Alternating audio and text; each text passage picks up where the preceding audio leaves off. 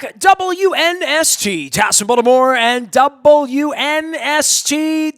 Big tip of the cap and my cap to our friends at Liberty Pure Solutions. Make sure you're checking out their clean water. Had a great conversation with Matt Stover and Doug Workman this week about clean water and all of our Baltimore Positive initiatives. Also, Sheila Dixon coming up on Baltimore Positive soon, as well as Frank Kelly from Kelly and Associates and the Fellowship of Christian Athletes banquet on March the 9th. I've got lacrosse, Terps, football, combine, but I've been waiting to talk to this guy for a little while.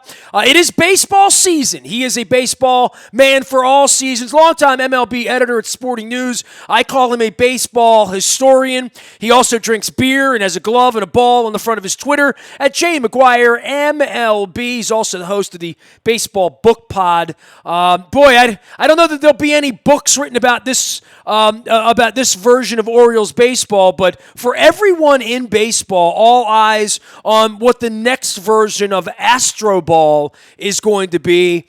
We got ourselves one hell of a scandal, don't we, Justin? And you and I haven't gotten together since the beginning of this. I'm really looking forward to hearing and feeling you peel back the onion on this a little bit. Yeah, it is a big scandal, like you said. You know, in some ways, I think you could say this is the biggest on-field scandal maybe since the Black Sox in 1919. That of course, it doesn't include things like segregation, which I'm not counting, which is a whole different issue. Little things. Yeah. That and 15 years of steroid use and guys hitting 70 home runs, stuff like that. But I mean, in terms of a organized effort to cheat by a team, I don't think we've seen anything like this in our lifetimes, really. And it's a real black eye for baseball. It's very unfortunate that it happened this way, that we have a team that, until a few months ago was held up as kind of the model for how to do things in this 21st century, how to build a team in the 21st century. The Astros were kind of the model. They were it. And now they're a team that everybody hates, a team that's going to get booed everywhere they go, a team that's always going to have at least a metaphorical asterisk next to their World Series title. It's a real shame. I mean, I think as a fan of baseball and as somebody who really was digging what the Astros were doing before this, it's disheartening. And as Orioles fans, of course, too, we have to really kind of take a look back at, take a step back, because we've been talking. Well, you and I have been talking about this for a year and a half or more since Mike Elias was hired. But the Orioles were supposed to be doing it the Astro way, right? They were going to sort of follow the same model the Astros had followed. Yeah, it's even stickier for an organization that lost 108 games last year, right? And $115 before that, as to where these guys got their pelts, right? Like the reason they got this job, the reason they're geniuses is because they won. They didn't win. Now all of a sudden, if they vacated that title, what would these guys have? They would be a part of a scandalous organization who cheated its way for years and led its way for years in how to do this in the modern era, using cameras to cheat. And, might not stick to Mike Elias or Sig Mejdal, but it certainly would if they were out looking for a job tomorrow morning.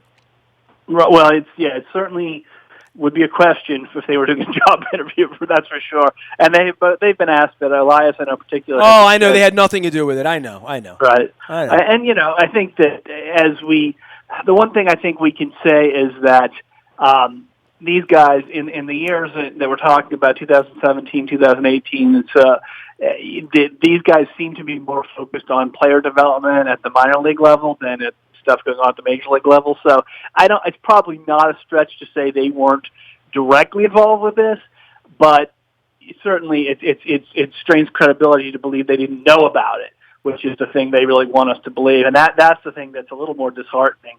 But hopefully it's something that they have no interest in pursuing anything unethical, and the Angelos family hopefully is not going to let them do anything unethical at that level. I don't think anybody's going to be able to do anything like this right now.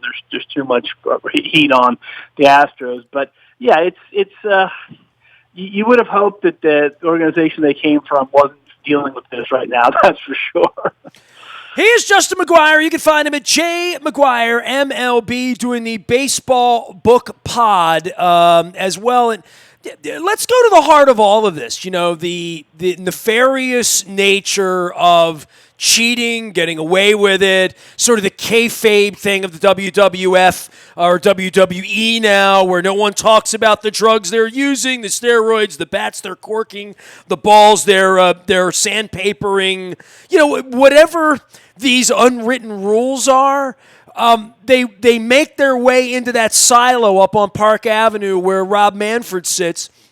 And at the top of all of this, once again, we had Bud Selig with the shrug, right? And we've heard what an amazing Commissioner Stern was in the aftermath of his death recently, and we see how the NBA is being run. We see that Roger Goodell playing judge and jury was not a good thing in the Ray Rice situation. You know, playing the judge, the jury, the hangman, the policeman, the video inspector. Where's Major League Baseball in all of this? Because sitting atop all of this was a commissioner who allowed the criminals to commit the crime, keep the money, keep the ring, and think somehow they're going to get back in the batter's box amongst their peers, and that this would just work out okay. That like this goof Jim Crane said, they'll forget about it by spring training. Yeah, that's not going to happen.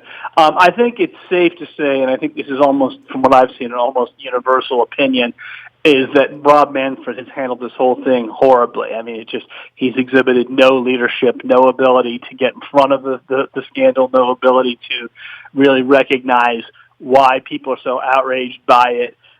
They've seemed to have done the minimum amount they needed to do to deal with the situation, and that's what traditionally baseball has always done, and that's how they've always had these problems. I mean, they kept their head in the sand about steroids for more than a decade, and finally it all exploded on them. And this, I think, like you said, it was an attempt for them to come out.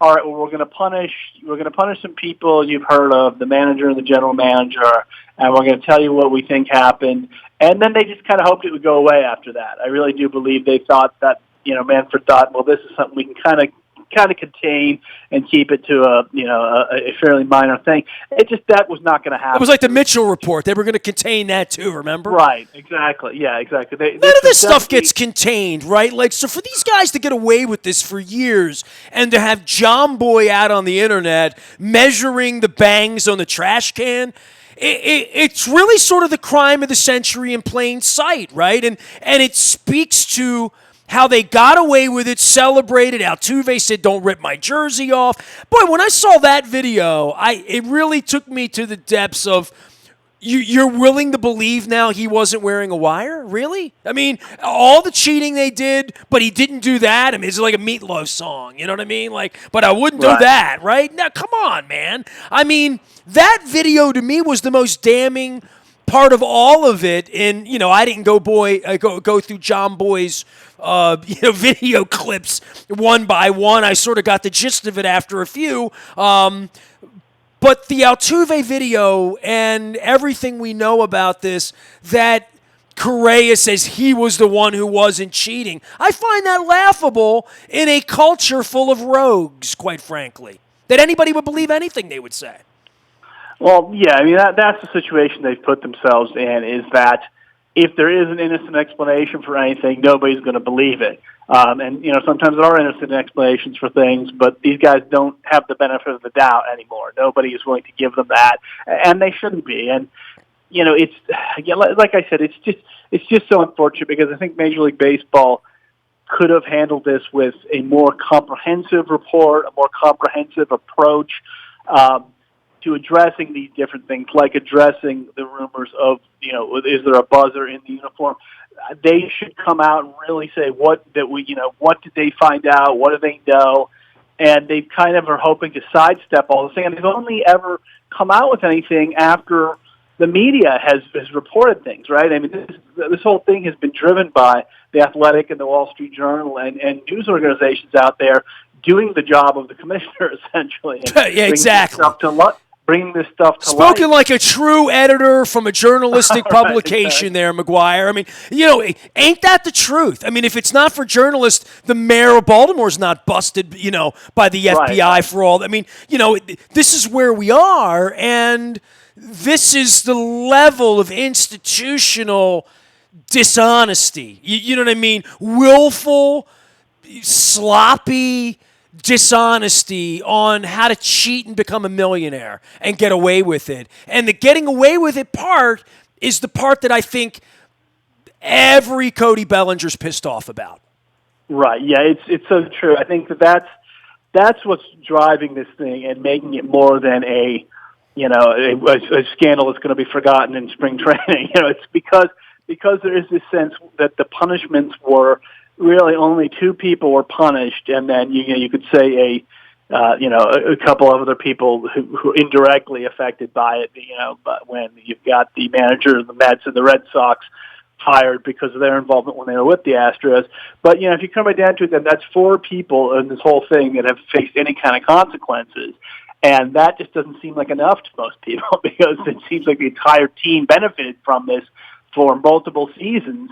And people just, rightly are outraged. And I think the thing that's really shocked me, to be honest, is you would have expected fans to be pissed off, especially fans of non-Astros fans.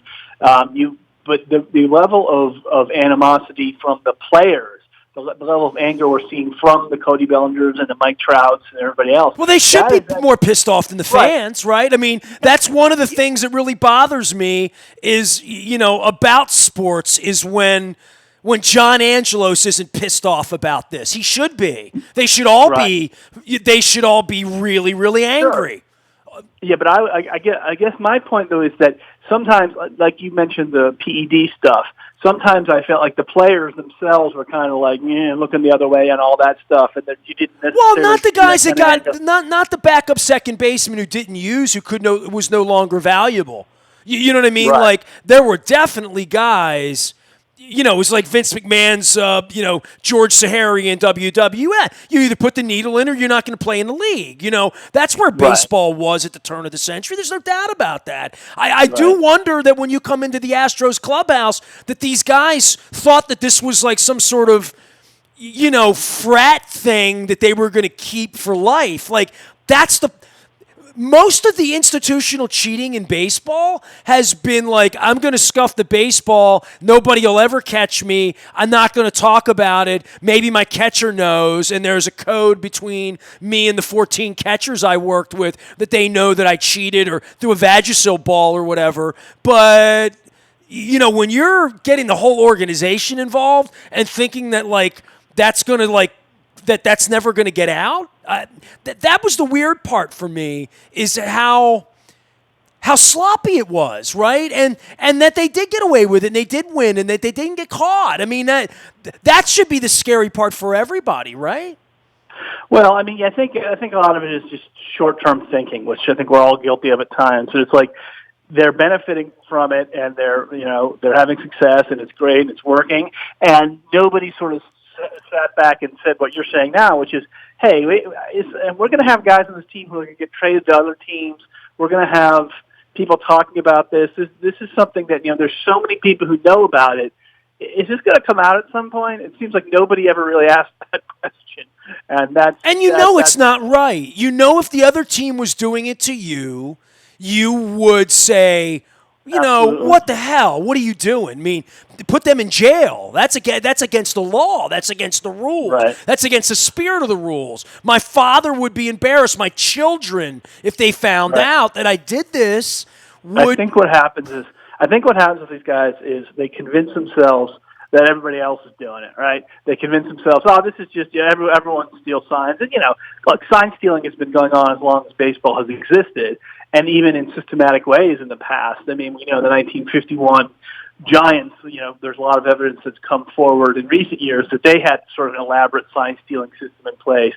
But the level of this with the high-definition cameras and the trash can and everybody being involved is just sort of on such a different level that I think what happens is people sort of, they can convince themselves of anything in the moment, right? That's like, well, everybody's cheating to some degree, so we're just doing what everybody else is doing. And I only did it once for 3 years. Right, exactly. Well, people go through mental gymnastics to justify their behavior. It happens all the time, Justin McGuire joining us here as I get a sip of water. All of it brought to you by our dear friends at Liberty. Liberty, I got to get some Liberty Pure water here as well.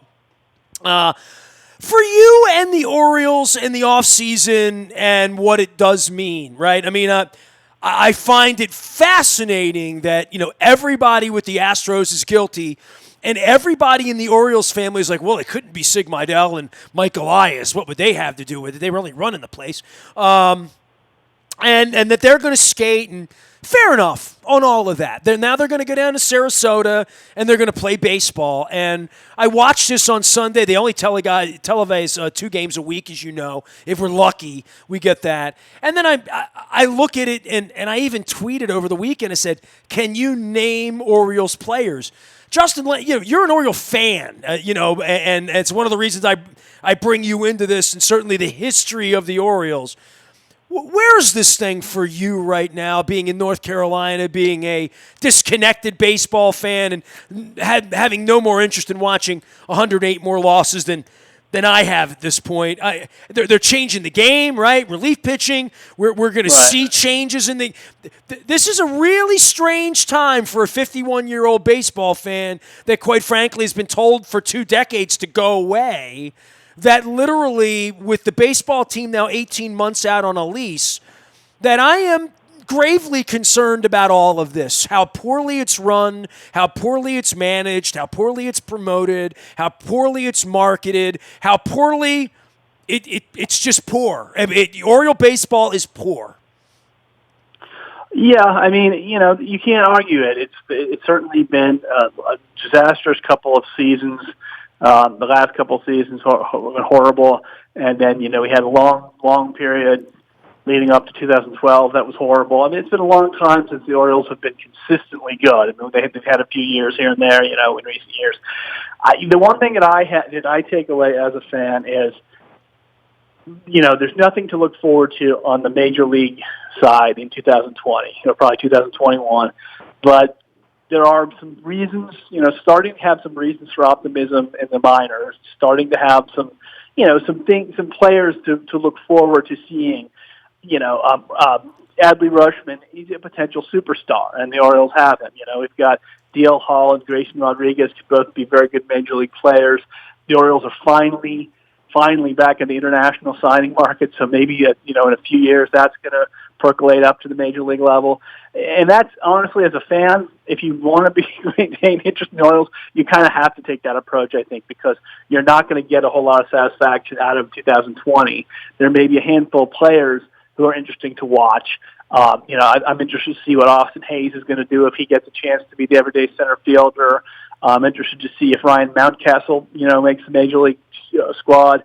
Can John Beans repeat? But those are individual little stories that are just kind of interesting as a fan. You're right that the team's going to lose, 110 games again, most likely, and that's not a lot of fun. And it's hard to convince fans that is something worth paying for. It's something worth watching every day. The integrity question for baseball at this point, right? For all of it, right? For them trying to get younger people interested in the game, for trying to make the game more interesting, for trying to figure out where analytics lie in all of this and how much it's changed the game for the fans, for the fan experience, for even here in Baltimore where the team stinks, the organization stinks, the front office stinks, the guy running the place, all of it stinks. The players stink, all of it stinks. And they're putting a broadcast team in front of it who doesn't understand analytics and has no interest in teaching analytics. It's really a weird time to be ingratiated or indoctrinated if you're a kid into this, to be explaining to your kid about stealing signs, right? And here in Baltimore, they have lacrosse sticks, The crossroads of all of this, where integrity comes in, where Mike Fiers takes the field in spring training and is getting cheers, that we're now much like politics in this country, you either believe in telling the truth or you're willing to roll with a liar. You know what I mean? And with baseball, if you're looking for integrity, if you're looking for the strike zone, if you're looking to gamble on it, which seems to be like where the kids are all going with sports these days, that if you can't gamble on it, what good is it? That if you can't trust it, and I don't think Rob Manfred has control of this. Back to the top of the food chain is, do we have a game of integrity right now? And did we ever have a game of integrity, right? Like going back to the steroids and all the nonsense that's going on. And you have payrolls that are wildly different. I mean, the Orioles are playing in a different league than the Yankees, even though they're in the same division. You have the Red Sox throwing in the towel and giving away their generational player and just taking a season off and wanting fans to come out and support it. It's bizarre to me. I mean, it's really my father wouldn't recognize this,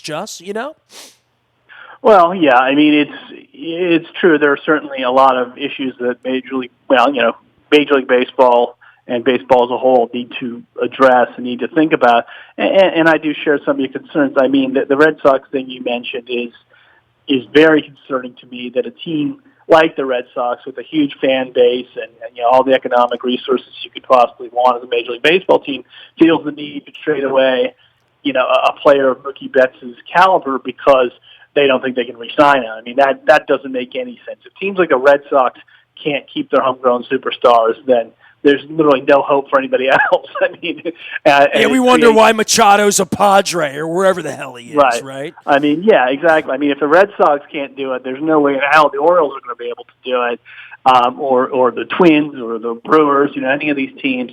And it's disheartening to see that. To me, that's the thing that really is a red flag, that I think the economic model of baseball, it's working in the short term for the owners right now. And that's, the baseball owners are making a lot of money right now. It's just, does it have long-term viability if they're doing things like, just saw recently the A's just for the first time are not going to have radio broadcasts. They're talking about getting rid of, 42 minor league teams or whatever it is. These are things that are just, to me, represent just short-term thinking. Save a little money here, but maybe run the risk of turning off an entire generation of potential baseball fans. I mean, the minor leagues are a way that a lot of families can go to baseball games who can't afford to go to the majors. And, that's kind of short-term thinking has been the biggest problem. I think all the stuff that you just talked about, I think it boils down to that, is that... Well, that's leadership, right? That literally is, that speaks to the people running the sport, where the NFL is running out over the weekend to get a CBA, to get a deal. Apparently, even the players are excited about it, right? And they're going to play 17 games in 17 cities. And, who knows? The Ravens will have a game in Rio de Janeiro or Cape Town before it's all over with, right? Like, literally, that's where we're headed for these sports. And baseball has guys banging on trash cans and winning World Series and not meeting out any punishment. It's crazy. Well, I mean, let's be fair, though. I mean, football has its issues too. I mean, football had a cheating scandal of their own with the Patriots not too long ago. Well, they'll forever have CTE. I mean, right, exactly. Yeah, I mean, they're going to be dealing with that issue. And that's baseball's not going to have to deal with. It's the long-term health effects of football. So everybody has their problems. I'm not going to give NFL credit for No, I'm giving the NFL credit for growing the sport, growing fan base, making money, opening markets, doing things that grow the pie, that don't completely destroy the game. I mean, I'm not a Thursday Night Football fan. I don't know about 17 games. I don't know about any of this, but I know I'm more interested in it. There's a combine going on in Indianapolis, and they're running TV. The baseball team didn't put their tickets on sale in my market till last week, and they're going to lose 100 games, and they don't care. And the team 38 miles away, I was down in D.C. last weekend seeing Cheap Trick, and all I could see was Nationals World Championship stuff everywhere, right? And that didn't exist 15 years ago, and that's the real economic reality of the world that owner X of the Baltimore Orioles is going to have to deal with. once Peter stops eating pudding and whatever, if they wrestle control away from these kids and they find a real owner here, the place is going to have to be run better. And it is still being run like a really, really poor diner right now in every way. And that's unfortunate for my market and your favorite baseball team, the Orioles. Justin McGuire here, Jay McGuire, MLB. For the Orioles and for what the upside of that is, there's a lease here in 18 months, man. I mean, I'm gravely concerned about everything with this sport, and that was before they had the worst scandal ever, right? I would have had this conversation with you in October. Now, since this Astros thing is out and the Orioles guys running it are Astros guys, I say to myself, like, what do you think on a summer night about going to an Oriole game this summer that's going to be different than last summer or any other summer, and how are people going to start coming back again? And that's my concern as a Baltimore guy, right. Really. Well, it's going to take one thing. It's going to take one thing that might work, and that's winning again. That's it. I mean, if they don't start winning, they're not going to have fans come back. Period. That's. I don't think anybody could dispute that. So what it's going to take is putting a team on the field that's competitive, and competitive not just for a year or two, and not just sort of by luck and by circumstance, but a team that truly has a talent base where they can compete. And even that might not be enough. And we know it's not enough for the Rays, right? We know it's not enough for the Indians, really. They've struggled with attendance, even with a team that's been been pretty good for the last few years and was in a World Series. So yeah, it's a struggle. But the first thing they have to do is get back to winning, and nothing else is going to matter if they don't do that. Fair enough, man. How's the book pod thing happening for you, man? Are still good baseball books being written out there? I would think in the end, whatever this Astro thing is, 5 years from now, there are going to be a couple pretty decent books with some pretty juicy stuff, especially some of these guys start to sing a little bit, the Carlos Beltran types, right? Yeah, I mean, baseball. There is a never-ending supply of baseball books this time of year. I do my podcast weekly, and I always around spring training, I start getting stressed because there's so many books coming out. I can't keep up with them. There's still a very robust market for books about baseball. And part of that is probably because the demographics of people who buy books is similar to the demographic of people who watch baseball. There's generations where people actually read. I don't know how that ever worked out for society in building one. Right, exactly. So I think it's definitely a good. There's some synchronicity there between the people who read and the people who like baseball. It's an older demographic for sure, but for that reason, there are a lot of books that come out every year, and there's a lot of interesting ones. There's a lot of baseball history books, a lot of biographies, and then analytic type books as well. I mean, Bill Ripken. I'm actually talking to him soon. He's got a new book out where he's it's sort of his approach is I'm an old school guy looking at the new school statistics and giving his take on them, and that's pretty interesting, I think. But there's plenty of books about baseball that come out every year. Bill Ripken wrote a book. I didn't even know he could read. I'm going to have to give him a hard time. State of Play, the old school guide to new school baseball. So there's a free plug. Hey, Bill, come on the show, buddy. Let's do this. Gotta get him on. Ken Rosenthal's quoted on the cover. Oh my goodness! He wrote the the introduction of the preface. I remember when those guys didn't get along. But yeah, it's I have a advanced copy of it. I've been looking at, and it's it's interesting stuff. I don't agree with him on everything, but it's certainly interesting to get his perspective on it. Well, you know what?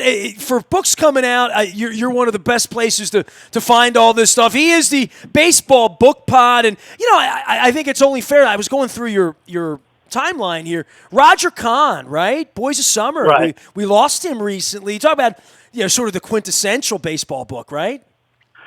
Yeah, I mean, I think that's the reason that we have so many baseball books, I think, is that Roger Kahn proved, in 1972, he proved there was a market for adults, adult baseball books. Because I think before then you'd had a lot of, kids books and kind of, boring biographies. And then you had Ball 4 a couple of years before that. So I think Ball 4 and the Boys of Summer combined are probably the reason we talk about baseball books still, because they proved there was an audience for things that were, geared towards adults. And certainly Roger Kahn proved there was a market for nostalgia about old baseball teams. And that's what a lot of these books are these days. Well, I'll tell you what, true giant. I'm looking through here, Keith Law and John Pessa, and we're going through all these Chief Bender's Burden and the Hidden Language of Baseball and Paul Dixon. So all sorts of books here. You can check them all out. Check out the Book Pod as well at Baseball Book Pod. Of course, Jay McGuire, MLB. Oriole fan, who's going to win? Dodgers are going to win this year, right? I mean, we're going to talk about predictions, right? Well, Dodgers and the Yankees both look pretty strong to me.